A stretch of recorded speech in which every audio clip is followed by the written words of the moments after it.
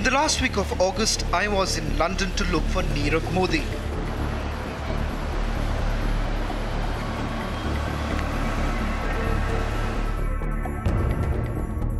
The fugitive billionaire who's wanted by agencies in India for a 13,000 crore bank fraud. This is the reference from whom I've got the address. This is the lady that I'm looking for. While working on the Nirav assignment, in the back of my mind, I knew there was another story in London that had to be investigated. We need Khalistani! We need Khalistani! A hidden story about Khalistanis, their sudden resurgence, and the support they enjoy in the United Kingdom.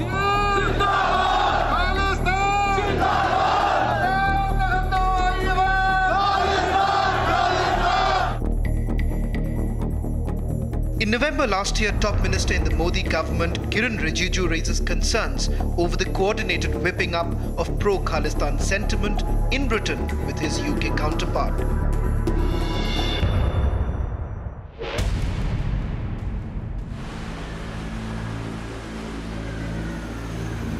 Nine months later, in August, just before I leave for my assignment, UK raises India's request to stop referendum 2020.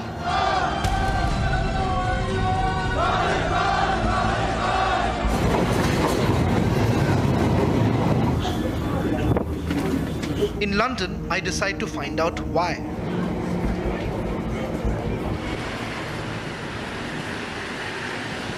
Few things, all I can say that yes, we have got very good response. We did a very good approach with the legal ways, and the response is unbelievable.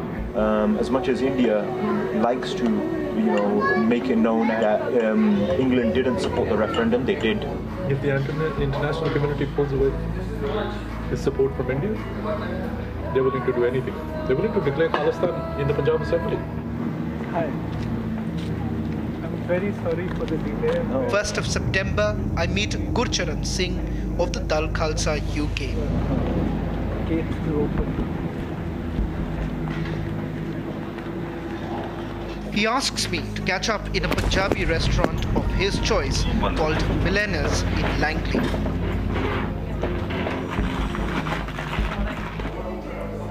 Does it look like your fight is only with the Sangh Parivar? Yeah. And why not about the other political? It's got nothing to do with it. You think we will need a left-wing opposition anyway. In Punjab as well. We will not touch the institutions that are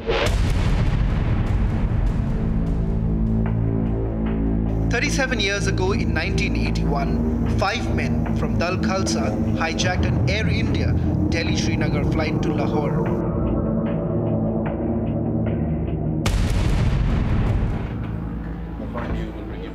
Gurcharan Singh, an engineer in his late 30s and joint chairman of Dal Khalsa UK, tells me about how Khalistan terror groups have now adopted a new modus operandi. Our offices are in every single country, let's be honest. Saudi Arabia, Iran, everywhere. Our people are everywhere. And you work closely with anybody who is willing to, there anybody who wants to work with us.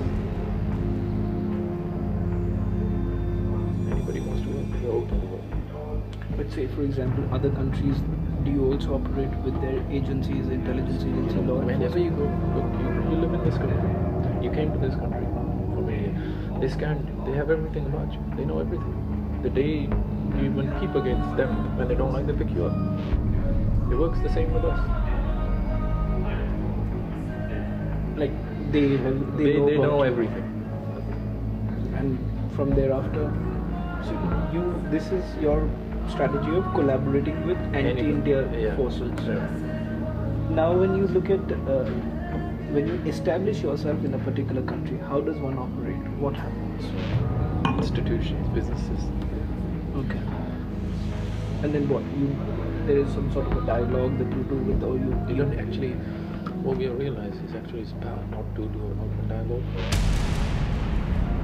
Rather mind their own people to do a political dialogue. So it seems that their own people have a political idea rather than us. Then we come in, oh yes, we support it. So that's a very covert way of operating. That is Scavenger. like you don't come out in the open and talk. That's where the scavenger comes in. So that's the predator to scavenger approach.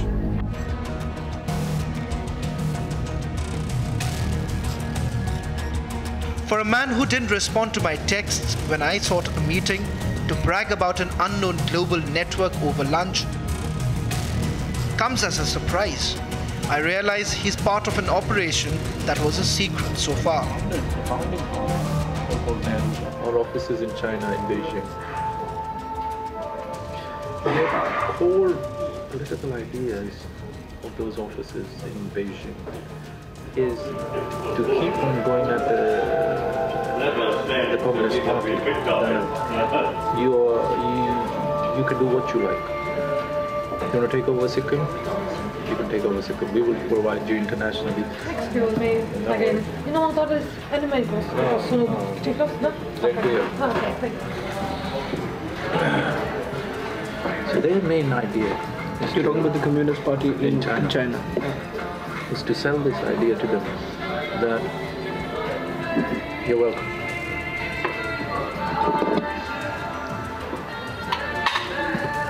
We will justify you internationally. And what sort of support are you willing to give? We will go on the streets and say China is good, India is bad. In every single country outside India. And if China takes over Sikkim, that's our job done. Breaks the Brahmin heartlands. The Republic TV's expose is actually a confirmation of what has been very widely known for those who follow Khalistani terrorism. It is not just in UK but across Europe, in Canada, and also to a certain measure, though in declining incidents, in America as well. Canada and many European countries, including the UK, France, Italy, Germany, are areas where the Khalistanis engage in open propaganda. This is not actually propaganda which would be thought to reasonably be covered by the freedom of speech, because there is a great deal of incitement to violence, there is a great deal of hate speech, all of which now comes under European laws and should be prohibited or should be punished. Unfortunately, this does not happen.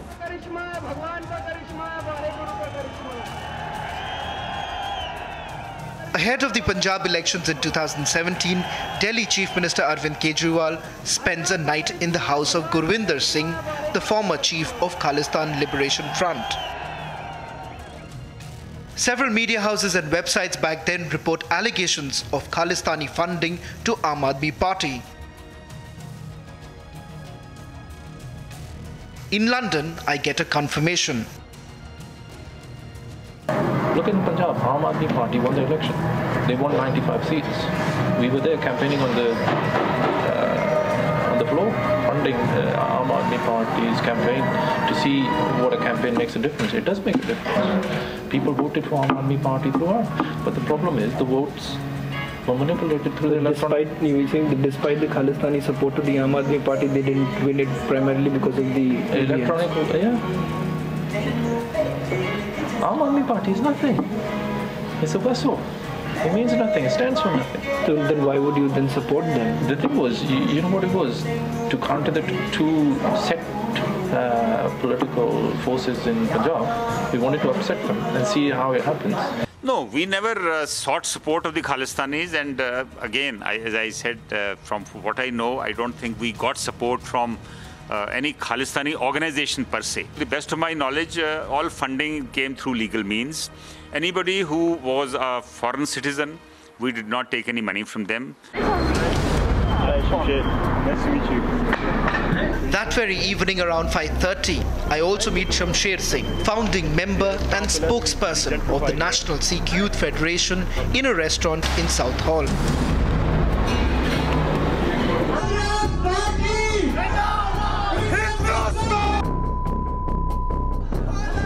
His pictures and videos were all over the news when he barged into a Rahul Gandhi event in London. You're so dry, Asave. You're so dry. The speech. On the website of the pro-secessionist group he heads, the idea of a modern-day Khalistan is propagated.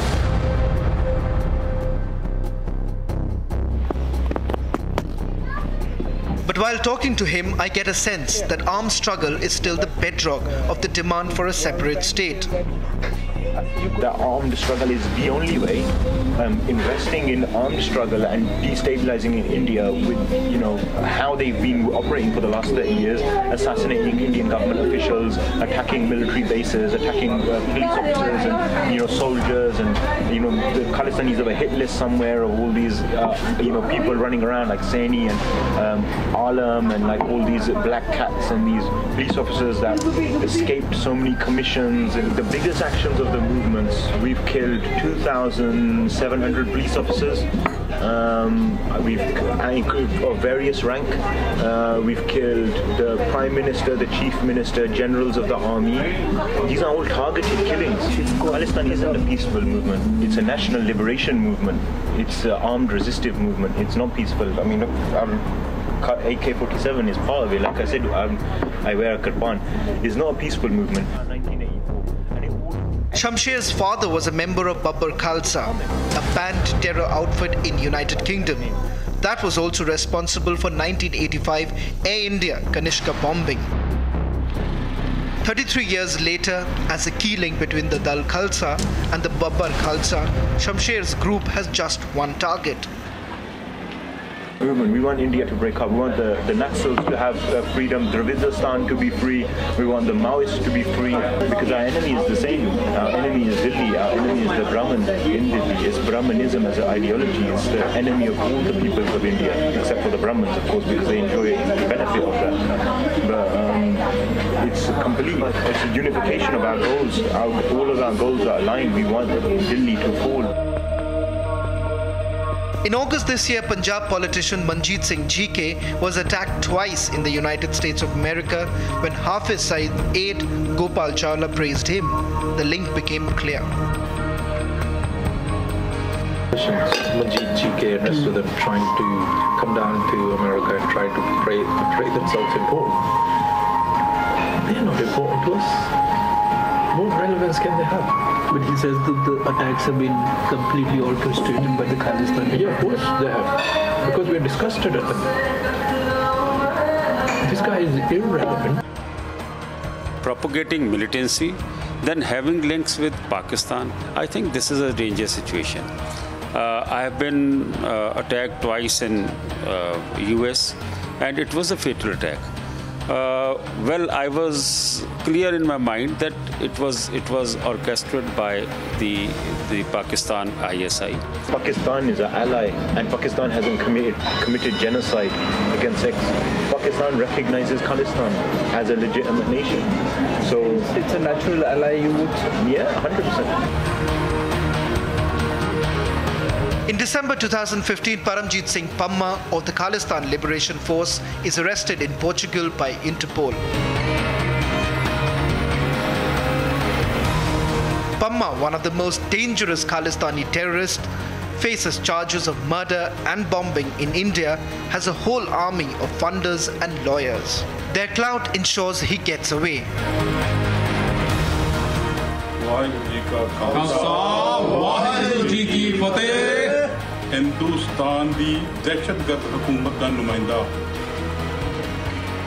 Earlier this year in April, before Prime Minister's visit to London, he put out this video message on the Twitter handle of Sikhs for Justice, the group he's now a part of. Singh Pamma was a fairly active terrorist at one point of time. He was from something called the Khalistan Tiger Force, and he has a number of charges for murder and other heinous crimes against him. He was India had issued an Interpol notice against him. He was even arrested at one point of time in Portugal, but we failed to secure an extradition because of, I think, the very discriminatory attitudes that that European countries tend to take when it comes to terrorists operating in this part of the world. Consequently, he was eventually released despite his arrest and has now been operating freely across Europe, essentially trying to do propaganda in favor of the revival of the failed Khalistani movement. Paramjit Singh Pamma today is desperate to shed off the terrorist tag, but is unwilling to return to India to face the law. It took me days to track down Pamma, who's now found a safe haven in Birmingham. He finally agreed to meet me at Hayes. On the day of the meeting, he told me to wait outside a Gurdwara in South Hall.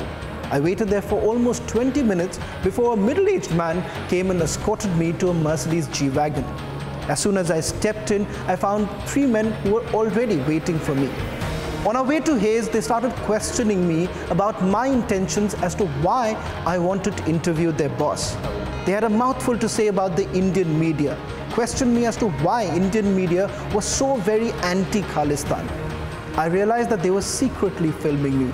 Today, they have released pictures of me, dubbed it as a counter sting, hoping that this would deter us from telling the hidden truth. And I realized this is not the right way as well. We need to approach the world. We need to go out somewhere where 3 years I was just staying in Bombay, Calcutta, going everywhere, working even. In 1998, I came back to my house. I don't know bloody who told to the police that next day police came to my house and they picked me up. In 1999, I got in a fake passport again. Then I came through the Moscow to Germany, and from Germany to here, all the way from Moscow, came in the lorry, few days. In 1999, December, I reached here. In Britain? In Britain.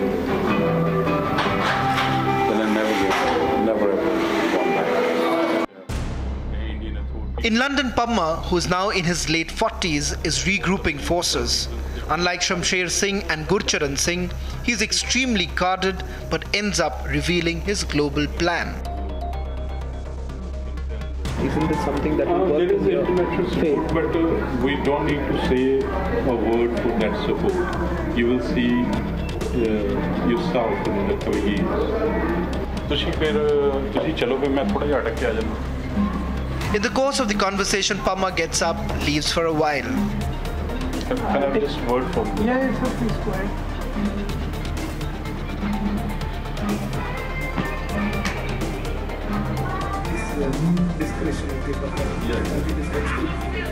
I don't realize why.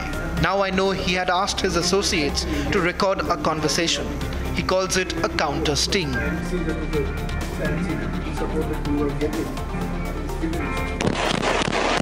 Khalistani terrorists killed 21,463 people in the 80s and early 90s. Months before Operation Blue Star, they had also gunned down Congress leader Manish Tiwari's father in Chandigarh during his morning walk.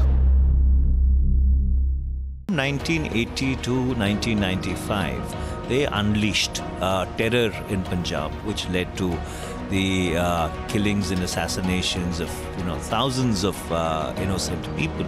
Those who've lost relatives, as I did, I lost my father, have seen as to how terrible that time for Punjab was, and nobody is willing to let the clock be rewound to those dark days of 1980 and 1995. In 2018 from London, they are not just attempting to create a global support base, but are ready to fund the enemies within. Change of policy is, rather than doing everything ourselves, we let others finance them, fund them, Kashmiris, the Maoists, everybody. Our people have links with every single state in India, every single movement in India. How would they support you? How does it help them? Like, in the sense, like, there's no logic. Like, say for instance, I'm just from a very pure layman point. Enemy is your friend. That's it. It's a wake-up call for India that is going out its way to invest over £1 billion in the United Kingdom. A nation that gives Khalistan a platform, a new lease of life, safe haven, a ground to burn Indian flags. The hidden story is in the silent support to breed secessionism.